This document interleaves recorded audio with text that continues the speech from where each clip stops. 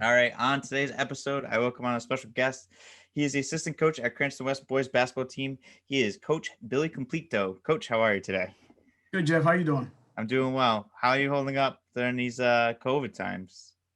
It's been tough staying home the whole time, and right now we should be halfway through our season in the state of Rhode Island, but due to this lovely COVID virus we got going on, we got to keep put until as long as we get all our how would I say it procedures of how we're going to handle the rest of the season. So once that happens, we'll get out there sooner than later. Yeah, I know. I've heard some stories, and hopefully, you guys will be, hopefully by mid January, should be getting going and have somewhat of a season, even if it's just shortened.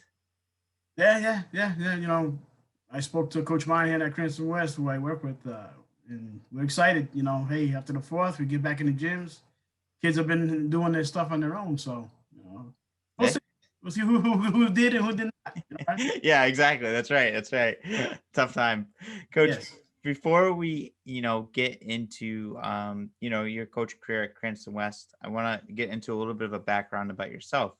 How Sure. did you start to fall in love with the game of basketball? Well, I ended up playing when I was in high school. I went to St. Raphael Academy, Mhm.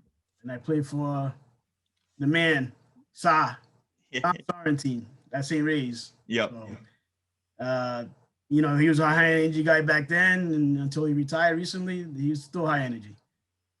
Loved it. I mean, I'm always more of a football player. I ended up playing college football, Oh wow. but yeah, his style, the way he went at it, loved it. Always followed the game. So I ended up, like I told you, I spent a couple of years playing college football at South Regina, and I took a job at the College of St. Joseph's in Vermont, Okay. small NIN school, and they just hired a new head coach. He was a younger guy. He was alum, and he seen me working out with some of his guys, just playing, pickup. And he's like, you know what? I need an assistant. You want to give me a hand? I said, sure. 25 years later, I'm still doing it, and he's a high school basketball coach at in Orlando, Florida, and if it wasn't for John D'Alessandro, I probably wouldn't be coaching right now. That's crazy. That's crazy how you just fell into it like that Yeah. out of the blue. But how did you go from you played football and how did you decide to go coach basketball? What was the passion behind that? Uh, Even though I played football and I was pretty decent, like I said, I played college. I started a few games and Yeah. on a successful team at Salve Regina. But basketball is just a sport that I always loved. Grew up a Magic Johnson fan. Yeah. I'm from the New England area, but hey, I'm not a Celtic fan. I follow them, but I'm not a fan. I'm a Laker fan, diehard. Oh man, so And congratulations on the yeah, championship. so Yeah. love that. To the point where my nickname in high school was Magic. Really? Make a small story. When I started playing at high school, at my freshman, I didn't have any cleats, but I had my Magic Johnsons, the Converses back in the day. So I was wearing those, and they, after a while, they're like, "What's the name of this kid?" I forgot. They didn't know my name, but they said, "Why he's got the Magics on? We're gonna call him Magic." That's how. That's awesome. That's an So awesome nickname. yeah. But yeah, just following along, and then he saw me how I interact with some of the kids that he had on his team, and he was by himself. He said, "Hey," and John was like, "Hey, want to give me a hand?" And just so happens, his brother-in-law uh, is Steve Sharina, who was the associate head coach at Davidson Oh wow. at the time. So there's a connection you got there. Yeah. There's a little connection there. So yeah, we stayed there. First year there we won 6 games, and next year we won 22 games. Wow. So what's it like when you first take your first coaching position? It's at the college level. Like, Second, so yeah, it was right at the yeah, it was at yeah, the right? college level. You went right for And, it. and like I said, I kind of just fell into it. And, I loved the game and a little bit of help I got from John, teaching me a few things here and there. I always was good at looking at film and just picking things apart, even though I never, because when football, you watch film a lot of film back then. Yeah. So I was good at that, and that kind of helped me. I kind of can see things on the court, even though it's a fast-paced game. I can pick things up and tendencies, and which on a collegiate level, you got to come out with more of those, Yeah. high school. So I just built off that, and you worked. I worked some camps those first couple of years, and Coach McKillop, who I worked with at Davidson, always says you're always being evaluated, no matter what. Yeah. Yeah. Someone's always watching.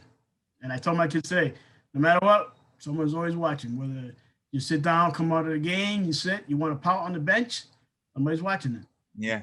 People don't want to deal with that. So I always had that mentality that, you work hard, you get rewarded, So, and I just roll with that. I was good at it, and we just work at the trade. That's all. That's awesome. That's crazy. And you've had a quite, a coaching career. I mean, at the collegiate level, you spent 10 years at the collegiate level, and you coach for, Division Ones, Division Twos, Yep. NIAs. Yeah, all levels, and that's why I tell kids, I at the high school level, I coach as if it was my job again. Yeah.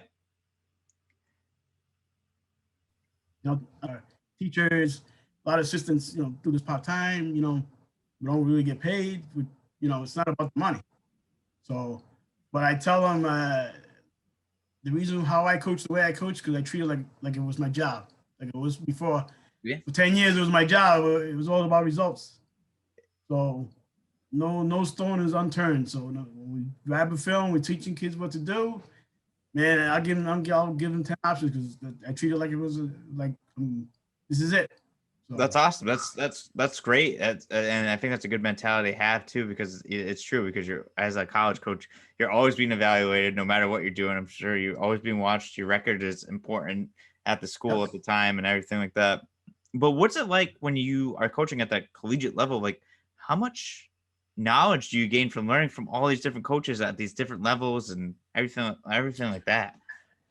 Like I said, I've been on staff with some great coaches, from Glenn Miller down at Brown, Mike Kelly when I was with him at Brown College. Yep. Don Scheinman from Plymouth State. He was in New Hampshire, but he was a New Yorker, so he had gas to him. He got his point across. John Delisandro, who I started with. Yeah. He brought a lot of humility to his profession, and I learned a lot from him from that. Yeah. Demeanor. And obviously, my biggest influence would be Bob McKillop from Davidson. I mean, a lot of things that I do now, it's kind of a form of what he did. He's very detailed coach, very methodical, broke everything down. I remember the first day he asked me, he goes, I want you to scout our next opponent, excuse me. And I said, yeah, sure. So since it grabs me, he goes, you ready? I go, yeah, I'm ready. He handed me a 30-page template. He goes, this is only for one team. He said, you got to break this down. You got to tomorrow. Oh, because we were in a tournament in Alaska. Wow. Top of the World Classic. Yeah, and he was like, yeah, we're playing Jackson State tomorrow. You got to present this tomorrow, but you got to fill the stuff in. So that part of that detail, I mean, that was great. Great experience. I mean, I was on the staff, like I said, Mike Kelly was on staff with me at Davidson. Yep. He was a head coach at Rick. Yep. I had Jason Zimmerman, who's from Indiana. He's the head coach now at Emory College in Georgia. Wow. Top 10 program in D3. Yeah. And then the top assistant, Matt Matheny, 10 years, he's the Elon University coach, D1. And Matt Matheny is the one that recruited Stephen Curry at Davidson. Wow. So that stuff right there. I learned a lot for those few years I was there. And I still talk to them to this day, and I bounce stuff off them all the time, and they're perfect. They tell me what it is. When they come to New England, I'm always catching their games, and it was great. A great time. Those guys were good, and they taught me a lot. That's really cool. What's it like coaching at like that, the D1 level, like, the Davidsons and the Browns? Like, I'm sure like this. I mean, there's some pressure. A lot of pressure, and especially for the head coaches, because they're trying to make a name for themselves, and they're trying to make the dance. Trying to make the dance. So, and I mean, there's more opportunities now with tournaments and stuff, but I mean, Davidson's a mid-major. At that time we were at the Southern Conference, and and coach used to recruit a lot of kids from Europe, Oh wow. overseas. Yeah, so we had a 7'2" kid from Germany, 6'11" from England, 6'8" from Germany, and I mean, you name it. 6'2" point guard from Ireland. So different breeds, and just so happens a little Colombian coach over here. Big guy is call me little guy. Hey, little coach. Yeah, all right. I talk loud though. Yeah, Talk loud. that's it. That's the most important thing. Yeah, but the way he used to go about his practices, and everything was detailed. Everything was on point. Scouts, you know, taking the plays of what a team does. For example, when we beat Wake Forest at Davidson, my second year there, we scouted them, and to this day, we used to take two of their plays and we used to do our shell drill out of their plays. Yeah. And we're at Cranston West. What do? Hey, East Greenwich runs 2-3 plays. We're gonna show these 2-3 plays, so we know it. Yeah. It's the same. Whatever I learned back then, I try to bring that to the table now. So everything was detailed. And I can't stress that enough. I can't stress how being detailed makes you successful. That's awesome. That's crazy, and that's great that you're able to do that. And Coach Monahan, I'm sure, is very lucky to have you as assistant because to have someone so detailed and to bring that college experience. And I know Coach Monahan had played college basketball as well too. Yeah. To bring those experiences from both of you, it's got to Cranston West. Kids are very lucky to have you guys. Yeah, he's experiencing that. He played on the college level. I coached him at Rick. Yeah. I remember he did mention that. Yeah. Text me out. The whole story of Cranston West. He texted me out of the blue. I haven't seen him in about 10 years. He's like, "Coach, you available? You around?" I'm like, you know what? Knowing the situation there, I was like, yeah, I'm around. Can you want to give me a hand? I said, sure. You got it. Former player, I got no problem doing that. And still, I never had a problem doing that. That's awesome. That's so cool that you guys were able to, crazy 10 years down the later, able to reunite and work together. And that's so cool. That's such a cool experience I'm sure for both of you. Yeah, it was good. It was nice. That's awesome. And you also worked some camps like USA basketball camp. I did the Eastern Invitationals. I did the 5 stars. I did a camp. I did the Duke basketball camp for a couple of years, which is tough to get into. Yeah. And me and Coach K, he looks, every time I used to talk to him or shake his hand, it was like a mannequin. Like it was like surreal, Yeah. But you're talking to him, but man, you're getting behind closed doors. Yeah. It's a different side of Coach K that people don't know about. He looks good on TV, but closed door, he's a funny guy. Is he really? Very nice guy, laid back, a lot of F-bombs, you name it. He's down to earth. He's a great guy. Yeah. That's awesome. And what were some of the players working on those camps, getting those experiences, and what was that like? And also who were some of the players that you've worked with over in the past? Man, it's been so long, but I've seen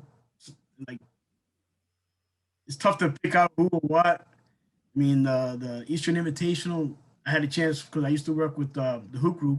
Yep. And they used to let me, pick up some of the kids. Hey, can you help me bring this kid here? And we did a lot of individual drills. So many people I can't even remember, but like I said, the talent. It's great to see that kind of talent. Yeah. It's like night and day. When I was coaching, and then you see those high major kids, the kids that go to Kentucky, North Carolina, those guys. It's like, oh yeah, you can tell why they're on that level. And it was great. It was great with those camps because you had a chance to meet a lot of coaches. I mean, like Mike Hart from St. Andrews, John O'Shea, those 2 guys. I mean, great guys. They made everything light. Like everything was, those days are not easy. Yeah. I paid a ton of money to do those camps, but man, at night we socialize, we talk. It's those guys were good. I mean, a lot of coaches that I remember that were working the scene with me. Now head coaches, whether it be, in Ivy League schools or high schools. And I mean, it's crazy. I look at it and every time I talk to Coach Monahan, I'm like, hey, yeah, I work camp with this guy. Yeah, he's a head coach now and such now. Yeah, he's another head coach and such.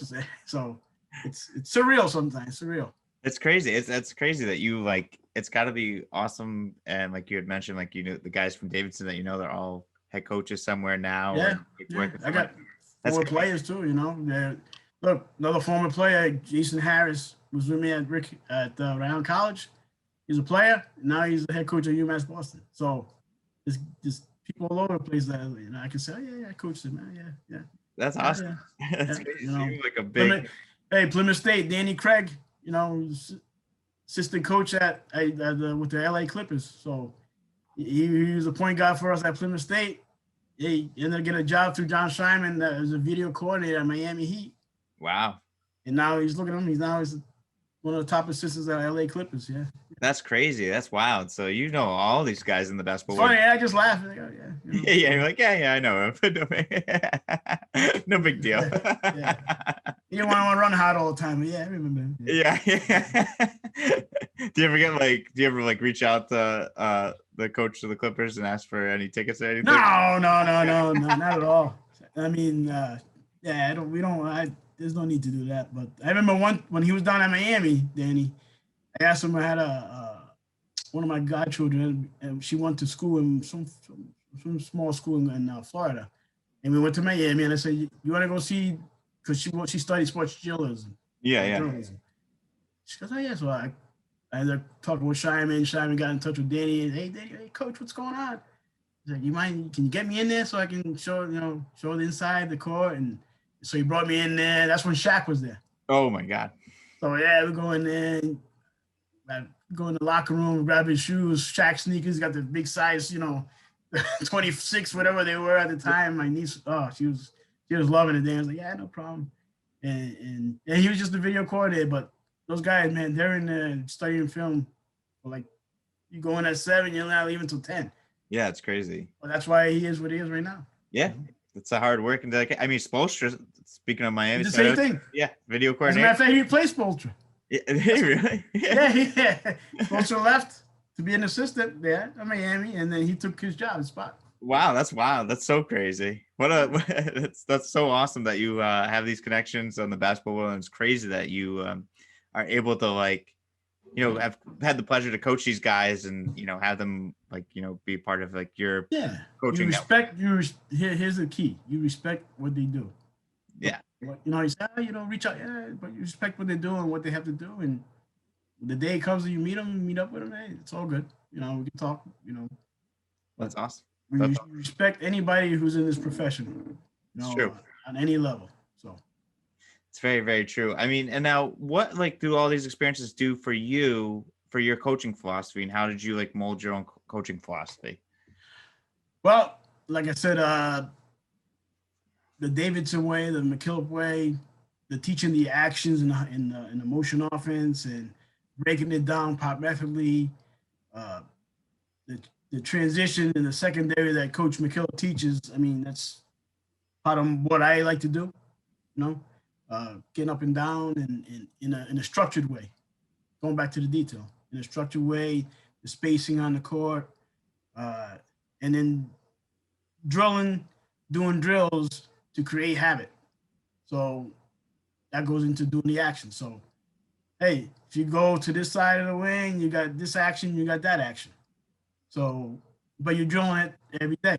And that was something that I learned from Coach McKillop, and it was just the way he presented it made it easy for the kids. Yeah. Made it easy. And now that I'm on the high school level, it makes it easy to teach some kids, about, hey, if you do it like this, then this will happen. If this happens, then so there's options of those actions. And if you drill it, it becomes second nature. It becomes habit. Yeah. So, and that's part of my philosophy. You drill something, you keep doing it, then it becomes habit and kids will follow through. They trust you and you trust them. It's very true. Yeah. I think making a habit is, they start to trust you and, drill it. And then on the defensive side, now I'm a straight man-to-man guy. I've always been that way. I just like zones. But my philosophy is this: if you teach man-to-man the principles that work for you as a team in your face, hard, the zone, when you go zone, you're still doing the same kind of principles versus with your man principles. Same thing. Yeah. You're not trying to create a new book. Yeah, exactly. And even though it's high school, same thing in college. You want to make things simple on that level as well. I mean, yes, 2-3 zone. Syracuse, they run all the time. Yeah, they run all the time, but I like because I want to get up and down, but I also when we go half court, we make the other team work, spread them out, spread them out, and then work the actions into space. So I mean, there's a lot of we can speak about 10 hours straight on just on the offense. I could talk to you 10 hours straight on just the defense as well. Yeah. I mean, as a philosophy, the people I've been able to be on staffs with, I kind of pick a little here, a little there, and suggest.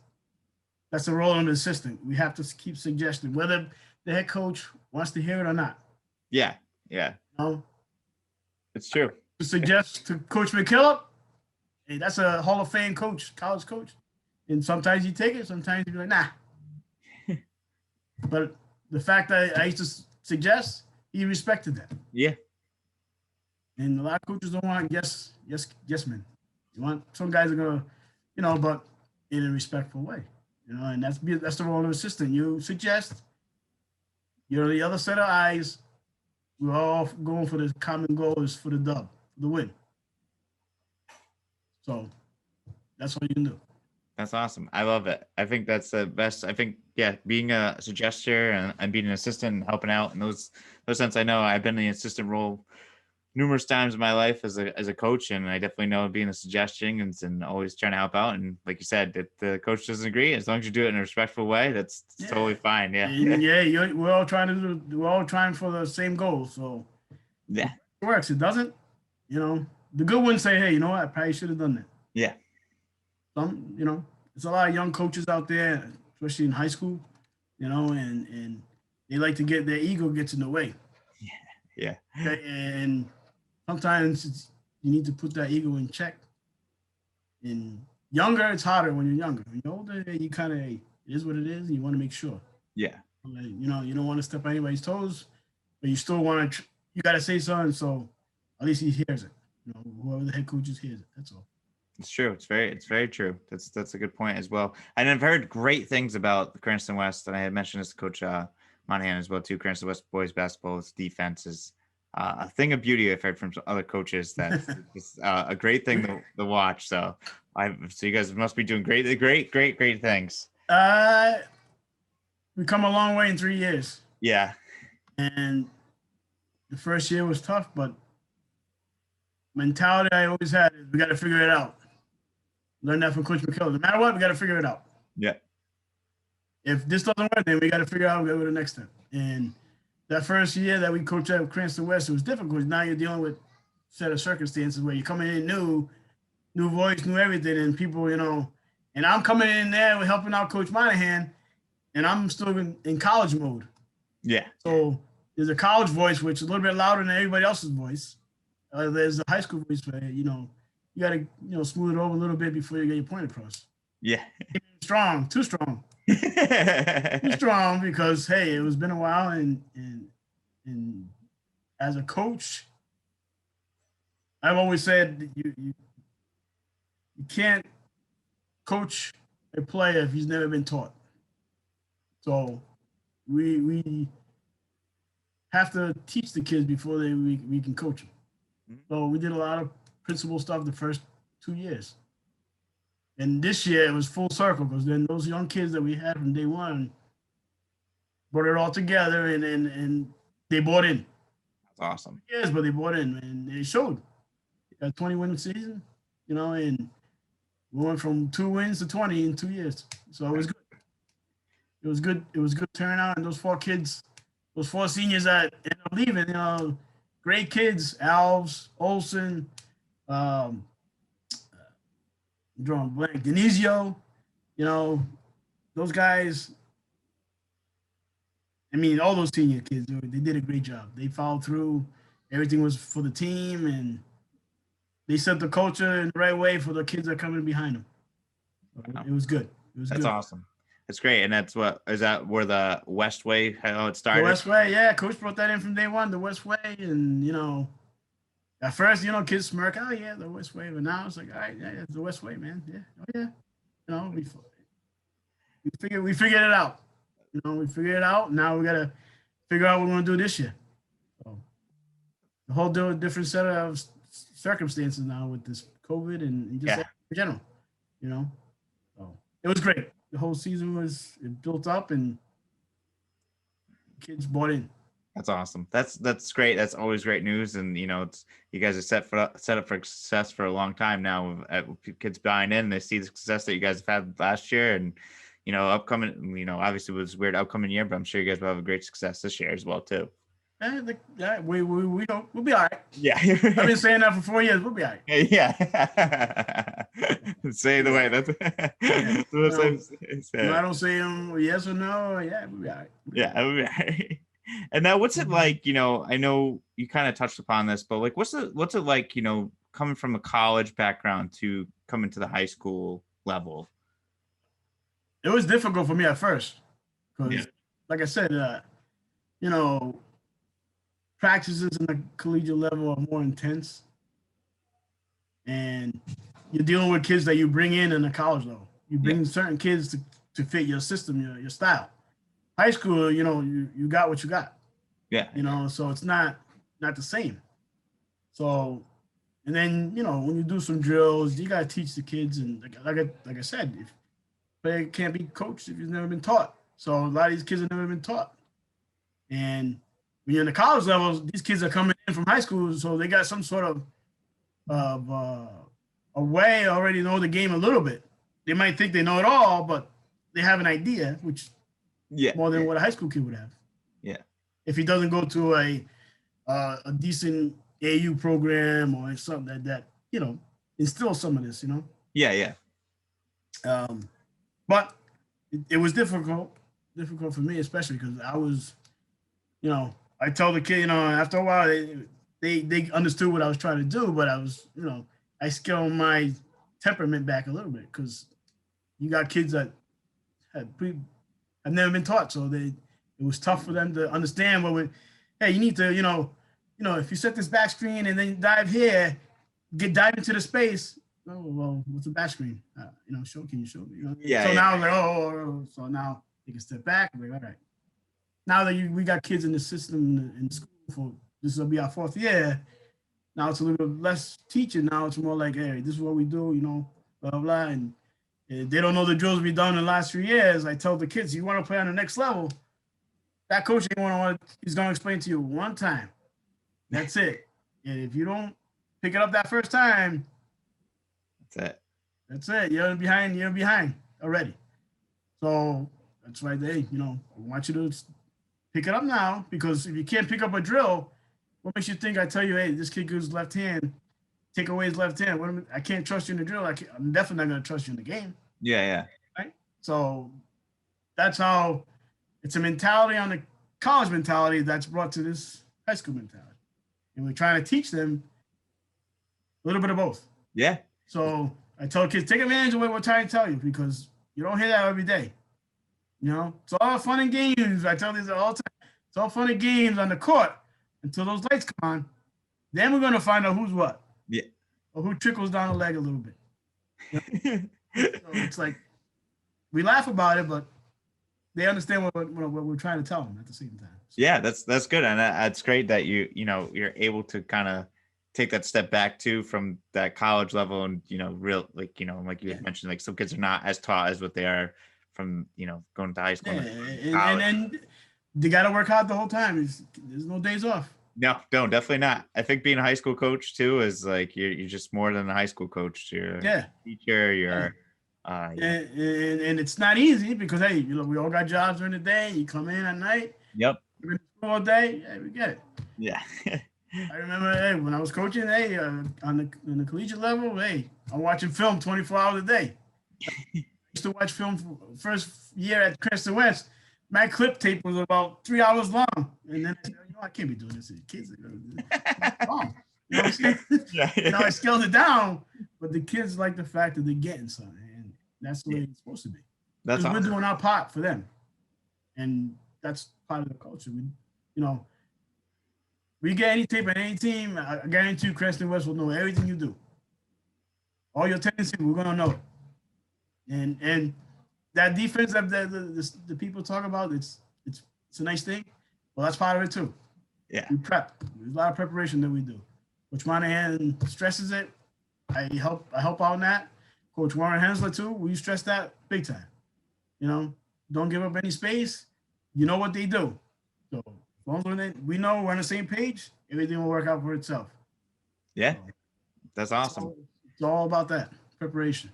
That's great. And it sounds like you guys are all on the same page together, all the coaches, which is the most important thing too, as Oh well. yeah. And it helps Oh, trickle yeah. down the trickle down effect for all the kids as well. Our junior varsity coach. Now we got a freshman coach. So it's like all those have to be in line. So when they move up the next year, it all works like water.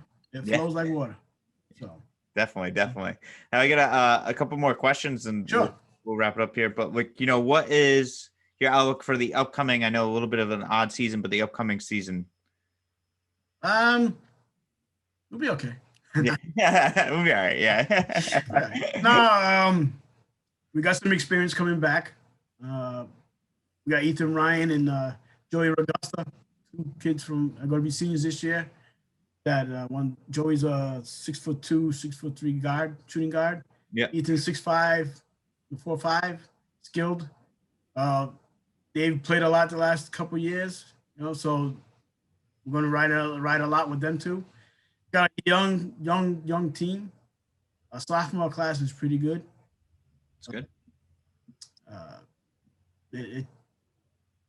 The older kids that we got coming in, they need to just follow suit what the kids did the year before. Yeah. The way they led. If they do that with the sophomore class that we got coming in with the juniors, we'll be fighting for bragging rights all over the place. Yeah, that's awesome. And we'll build off from last year, which that's the name of the game. That's great. Yeah, that's awesome. I mean, I hope it works out for you guys, and definitely. We only have 10 games scheduled right now, so I know it's tough. It's a short thing that we just need to build off it, and we need to momentum, and hopefully kids are ready for it. It's more mental this year than anything. Yeah. This year is going to be a different year for you guys, the coaches, the kids. But I mean, at least there's some sort of season for those. That's the most important thing too. I would not. Yeah, we got a couple kids that are getting looked at for some colleges, and they're all stressed out because they haven't played yet. And you know what? You did what you need to do. They know about you, so once it happens, that's another thing that we've done a lot at West. We've been promoting our kids, and hey, come watch us. Watch them. The fact that we, Coach Monahan, been on the collegiate level. I mean, myself, Coach Hensler. I mean, a few people that kind of, hey, man, this is what we do. We play man, which not a lot of high school teams like to do. Yeah. And so I tell the kids, you work at it. Every clip tape you send out, you never miss a shot. Yeah. That we know that. Hey, this guy shoots 100. You know what I mean, on this clip tape. But that's why I send the coaches, game film and watch the kid the whole game, both sides of the ball. You'll see what we're all about. Yeah. You'll see what he's all about. So, I mean, the kids, they understand the whole concept. If you want to play to the next level, you're getting coached, you're getting taught to play the next level. That's another thing. In high school, we are trying to teach them to play on the next level. Yeah. That's the name of the game. Yeah, definitely. So you can learn here the way you're supposed to learn, the right way. The next level will become easy for you once you're there. Because if you're there, because you deserved it. Yeah. If you're not there, maybe you just didn't want to do it. That's all. Yeah, it's true. It's very true. That's awesome. That's great. And I hope you guys have a good season this year, and good luck with everything for the shortened season, unfortunately. Yeah. No, it's tough to say how we can do because short season, you're playing one team one time. We got film from last year, so we'll use that as a background. Yeah. And we'll see. Go from there. My job, game time, I'm watching that other bench more than I'm watching my kids sometimes. Yeah. My reaction, that other person on the other side, his reaction tells me more than what the game flow is, you know. So Yeah, that's true. That's a good point. It's a chess game. right. All right. So 2 more questions. Sure. Now you mentioned you're a Lakers fan, so I'm interested in do you have a favorite football team? You're a football player, so anyone that is. I'm a big. Hey, I'm down with the Pats, good or bad. You know, they've had a bad season, but you know they're 6-7 right now, or 6-8. I think, Six yeah, and six eight. and eight. Yeah. They could be 8-6 easily too. They had a bunch of games early on they should have won, you know. But Big Bill will figure it out. Yeah. Yeah. Bill will figure it out. Yeah, they had a pretty decent season with, losing Tom Brady and A that. lot of people opted out. You know, the quarterback. You know, you just signed him late. I mean, there's a lot of things, and they need to get some players. So Yeah. he'll figure it out. Yeah. No. Yeah. No. With no preseason too, with a new quarterback. Yeah. Short preseason. I'm sure they're gonna be trying to fight to get at least the 8-8. So yeah, Bill's not gonna be laying down for nobody. So no, that's good. That's a good thing. And what's your favorite thing to do outside of basketball, Coach? I mean, I got two young daughters. I got one that's a 12-year-old, and I got a 3-year-old who thinks she's 15. So that I spend most of my time with them, and games. I watch games on TV all the time, college, NBA. But because I'm a coach, I tend to watch the tendencies and some of the sets and this and that, and compared to actually watching the game as a fan. Yeah. So that's my thing. I like to watch, and I got a little pad next to me. And, I like this. Oh, I like that. That's awesome. Yeah. Other than that, working out where our normal jobs, and now we got the season coming. I mean, I coach AAU too, Rhode Island Magic. Oh yeah, that's right. Yeah, how was that? Dave Dudesky, and it was great. I mean, that's probably. I mean, I had opportunities to go early on when I first got out. There was more programs that just roll out the ball. Yeah. I wasn't a fan of that. Now Dave runs a great program, and his program had a lot more head coaches, than just players. Yeah. A lot of these programs have just ex-players, and that's it. They don't coach. So, and the group of guys that Dave has, they're a good group. I mean, you're talking like Henry Coleman down at Mount St. Charles. Yep. Jack Madden from Mount St. Charles. They got and those knowledgeable guys. A lot of coaches, yeah. Dean down at Prout, Yeah. Guys, you can't. I mean, you can't replace that knowledge right there, because when they get the kids, they're not even their players from high school. They're getting kids from all over the place, and they're teaching them. Yeah. Right. Yeah. You can't coach them if you can't. If they're not even taught.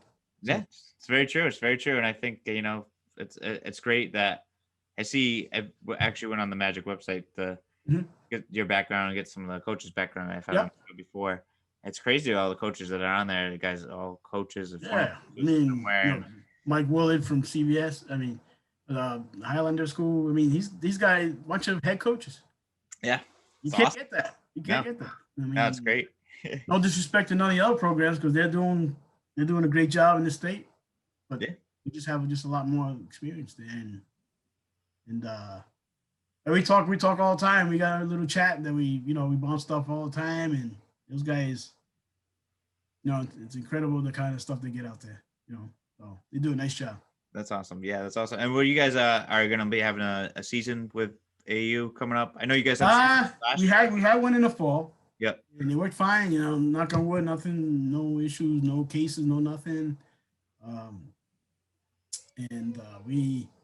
He's looking for probably in the spring coming up. He's got something going on. We're gonna do another season. So I mean, we do a lot with zero gravity, and they run a nice, clean outfit. They do a nice job with the protocols and all that stuff. So, and we do too as well. I mean, we make sure what we need to do, and nobody likes to wear a mask coaching, but it can't control it. Better than nothing, though, right? And some of the kids took advantage of it. Yeah. Some of the kids took advantage of it, and all good. I mean, all good on this end. But that's something that I do on the side. I got into that, so it's a lot different than it was 20-something years ago when it was only the Breakers and Bubble Ball. Yeah. Now it's right on the Hawks, Yeah. Now there's like a bunch of them, right? I know there's like BCRI, Team New England. Yeah, there's a ton of great programs. They out there, and if you can't play on any of those, then you really want to play because there's a lot of opportunity out there. Yeah, there is a lot of opportunity for sure.